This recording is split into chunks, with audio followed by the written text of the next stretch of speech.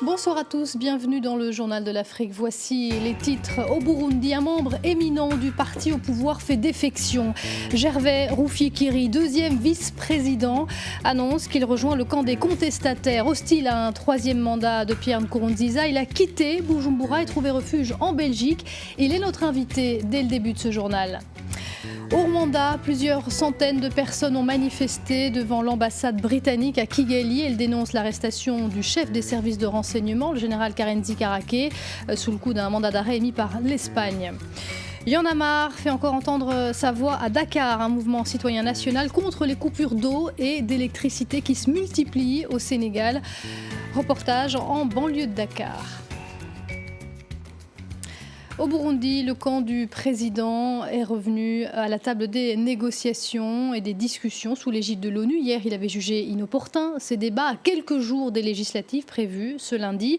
Discussions qui ont lieu dans un contexte très tendu, d'autant que le camp hostile à un troisième mandat du président Pierre Nkurunziza grossit. On apprend régulièrement la défection d'anciens proches du chef de l'État et d'anciens membres de son parti. Notre invité est l'un d'entre eux. Il s'agit du deuxième vice-président de la République, Gervais Rufyikiri.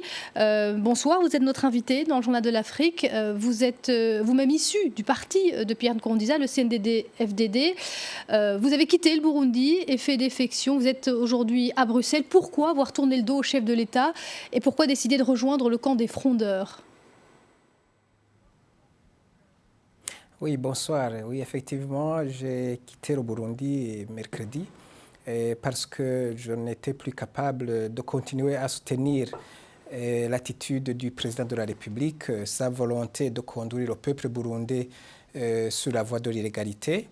Et comme tout le monde le sait très bien, depuis qu'il a annoncé sa candidature pour briguer le troisième mandat présidentiel interdit par la Constitution, une crise a été déclenchée par des manifestations et la crise prend une allure de violence et avec des conséquences qui ont été prévenues par ses proches mais aussi par la communauté internationale.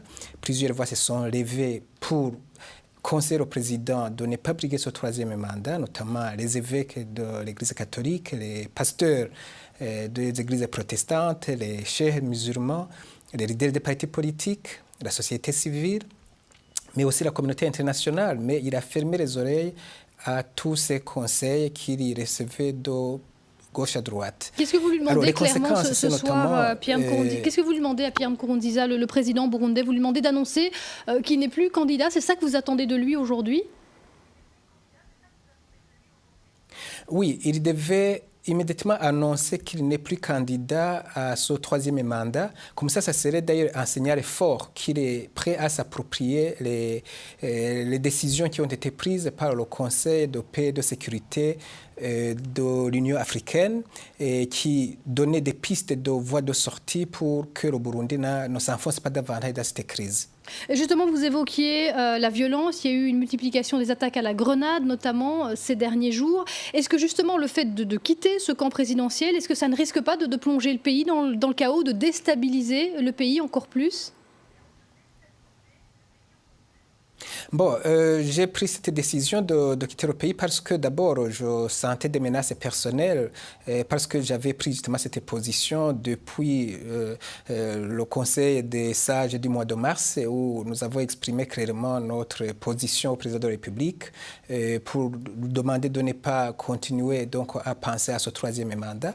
Et effectivement, comme la plupart des membres du CNDD-FDD, tout comme aussi tous ceux qui sont opposés à ce troisième mandat sont menacés, je crée aussi des menaces personnelles où j'avais déjà commencé à avoir des signaux. Et nous pensons que peut-être de cette manière, on peut donner aussi des messages clairs et contribuer plutôt à la recherche d'une solution pour que le Burundi soit épargné de cette crise. On a appris la défection de plusieurs personnes, anciens proches du chef de l'État, également des opposants, des militaires, hein, ceux notamment qui avaient tenté de faire un coup d'État. Est-ce que vous êtes en contact avec certaines de ces personnes qui ont quitté également le pays, le Burundi ?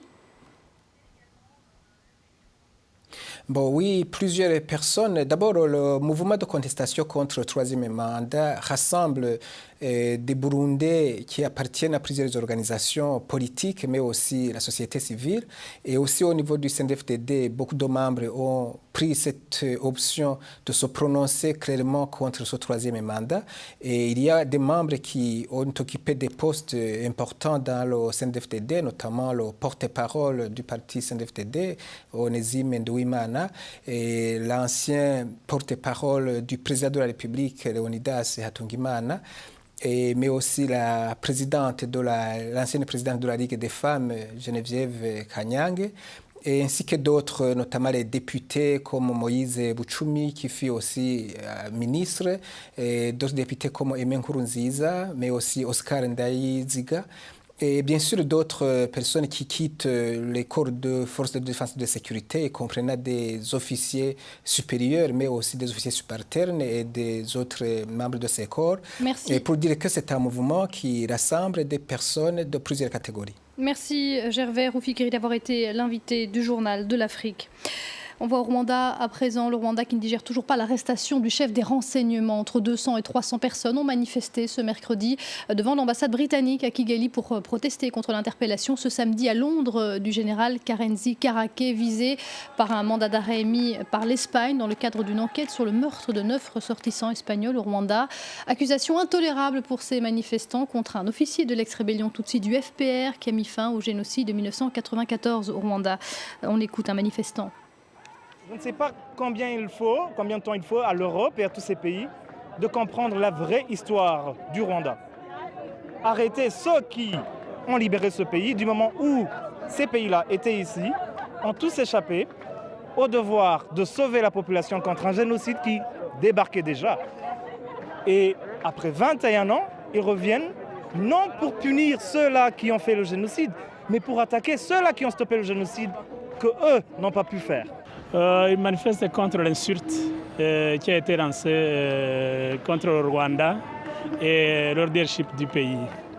Ils manifestent contre la négation du génocide, d'avoir arrêté un membre de l'armée qui a arrêté le génocide et membre de l'armée qui a libéré le pays. C'est une insulte pour le Rwanda.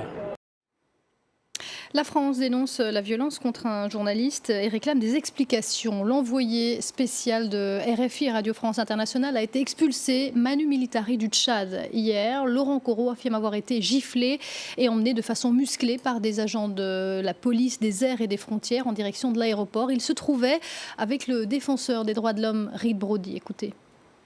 J'ai demandé de voir exactement qui ils étaient, des badges. Et en fait, quand j'ai voulu prendre avec mon iPhone une image du badge, il y a un des agents qui m'a giflé sur le genou. En même temps qu'ils ont maîtrisé Laurent, ils l'ont giflé aussi. Reed Brody de Human Rights Watch, le journaliste de RFI qui venait faire une série de reportages en vue du procès de l'ex-dictateur tchadien Hissène Habré et qui démarre à Dakar le mois prochain, assure qu'il avait bien fait toutes les démarches et qu'il avait obtenu l'autorisation verbale de commencer à travailler. Écoutez ce que dit le ministre tchadien de la communication. Monsieur Laurent Corot, bien qu'étant entré légalement au Tchad, n'avait pas obtenu encore son agrément. Il a fait des démarches au niveau du ministère de la Communication.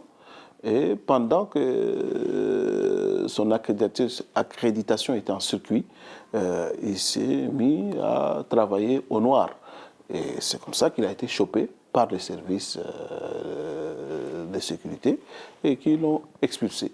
Malheureusement, quand ils sont venus vers lui gentiment pour lui demander de bien vouloir le suivre, M. Laurent Corot a opposé une résistance qui a provoqué une bousculade.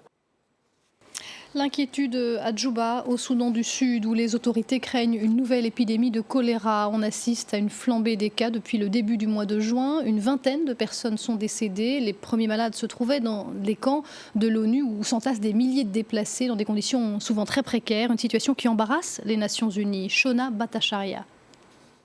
À l'intérieur de ces cartons, des médicaments pour éviter une nouvelle épidémie de choléra. Plus de 30 000 réfugiés vivent dans ce camp surpeuplé de l'ONU, près de Djouba, la capitale. Nous travaillons en particulier sur la prévention auprès des enfants qui souffrent déjà de malnutrition et qui sont particulièrement vulnérables au choléra. Dès le début, des diarrhées aiguës et des vomissements, ils se déshydratent très rapidement et donc la guérison peut être extrêmement compliquée. Mais ces malades, vous ne les verrez pas. L'ONU refuse pour l'instant d'autoriser les journalistes à filmer, car les premiers cas ont été recensés à l'intérieur du camp des Nations Unies avant de se propager dans la ville. Ce n'est pas l'ONU, mais le ministère de la Santé du Soudan du Sud qui a annoncé ce début d'épidémie. 18 personnes ont déjà perdu la vie. L'épidémie a commencé le 1er juin. Et depuis, il y a eu 170 cas de choléra suspectés. Depuis le début du conflit en décembre 2013, c'est la deuxième poussée de choléra dans le pays. L'année dernière, plus de 6400 personnes avaient été infectées, avec 167 morts. L'actualité en bref dans le reste du continent. Une attaque suicide à la voiture piégée à Mogadiscio a fait au moins 6 morts, dont 4 civils en Somalie. Le kamikaze visait un convoi de l'ambassade des Émirats Arabes Unis qui circulait dans la capitale somalienne. L'opération a été revendiquée par les islamistes Chebab. En Afrique du Sud, le juge qui avait interdit au président soudanais Omar el-Béchir, inculpé par la CPI de quitter le territoire, demande l'ouverture de poursuites contre le gouvernement de Jacob Zuma. Recherché pour génocide au Darfour par la Cour pénale internationale, le chef de l'État soudanais était parti avant la fin du sommet de l'Union africaine le 15 juin dernier et avait pu regagner Khartoum. Au Sénégal, une campagne de mobilisation citoyenne contre les coupures d'eau et d'électricité qui paralysent de nombreux quartiers de la capitale a été lancée à l'initiative de Y'en a marre. Le mouvement promet de grands rassemblements citoyens après le Ramadan, mi-juillet, pour exiger des autorités une solution définitive. Les habitants des quartiers les plus touchés n'en peuvent plus de ces délestages. Reportage sur place de Sarah Sako. Il n'y a rien. Et ici non plus, il n'y a pas d'eau. 5 jours sans une goutte d'eau, rien d'extraordinaire pour ces habitants de Skaturbam. Dans ce quartier, se ravitailler en eau est même une corvée quotidienne. De quoi énerver les riverains. On n'a pas de l'eau, billahi. Chaque jour, on se lève à 3h du matin ou 4h du matin pour puiser de l'eau. C'est pas normal ça. On est à Dakar. Dakar connaît un regain de délestage ces dernières semaines, en eau, mais aussi en électricité. Nous sommes cette fois à Yeumbeul, une banlieue de la capitale, entièrement plongée dans le noir. Le long des rues, des groupes de jeunes tuent le temps dans l'obscurité. Leur mécontentement est vif. On est là, on sort de l'entraînement, on ne peut même pas prendre de douche à cause des coupures de courant. La maison est dans l'obscurité, il fait très chaud. Ces coupures nous dérangent beaucoup. On paie nos factures, mais ils n'arrêtent pas de couper et ça détruit nos appareils. Difficile de mesurer l'ampleur exacte de ces coupures à travers la ville. Une chose est certaine, l'exaspération est d'autant plus grande en cette période de Ramadan. À un moment de Ramadan, c'est très difficile parce que si tu jeûnes jusqu'à la soir, tu n'as pas de courant, tu ne pourras pas avoir de l'eau froide ni rien, quoi. En début de semaine, les autorités ont réagi en remplaçant de hauts responsables du secteur de l'énergie. Rappelons qu'en 2011, des délestages intempestifs avaient provoqué de violentes manifestations à travers le pays. Et c'est la fin de ce journal de l'Afrique. Merci de l'avoir suivi. Restez avec nous.